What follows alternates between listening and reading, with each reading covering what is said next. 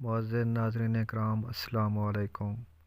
सैयदना उमर और अबू बकर रज़ी अल्लाह तआला अन्हुम के दरमियान पेश आने वाले इस वाक़या में जो लोग गौर व फ़िक्र और तदब्बुर करना चाहते हों उनकी इबरत के लिए बहुत सी बातें पोशीदा हैं। उमर रज़ी अल्लाह तआला अन्हु रोज़ाना सुबह की नमाज के बाद सैयदना अबू बकर रज़ी अल्लाह तआला अन्हु को गैब पाते। वो देख रहे थे कि अबू बकर रज़ी अल्लाह तआला अन्हु नमाज की अदायगी के लिए तो बाकायदगी से मस्जिद में आते हैं, मगर जो ही नमाज ख़त्म हुई वो चुपके से मदीना के मज़ाफ़ाती इलाकों में एक देहात की तरफ निकल जाते हैं।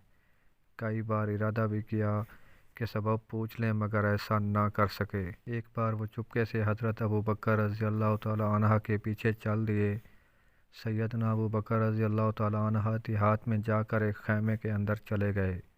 काफ़ी देर के बाद जब वो बाहर निकलकर वापस मदीने की तरफ लौट चुके तो हज़रत उमर रज़ी अल्लाह तआला अन्हु उस खैमे में दाखिल हुए।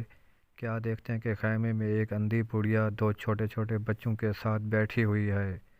हज़रत उमर रज़ी अल्लाह अन्हु ने बुढ़िया से पूछा, ऐ अल्लाह की बंदी, तुम कौन हो?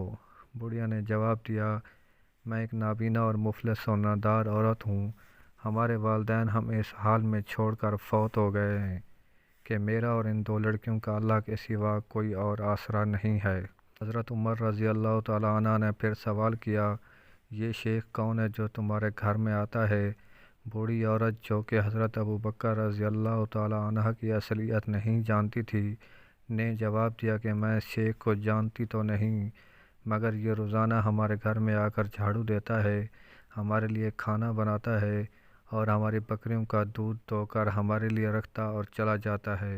हज़रत उमर ये सुनकर रो पड़े और कहा, ऐ अबू बकर, आपने अपने बाद के आने वाले हुक्मरानों के लिए एक थका देने वाला इम्तिहान खड़ा करके रख दिया है। नाज़रीन इकराम, इस जैसी वीडियो अगर आपको मिलती रहें हमारे यूट्यूब चैनल को सब्सक्राइब करना ना भूलिएगा। Thanks for watching my video.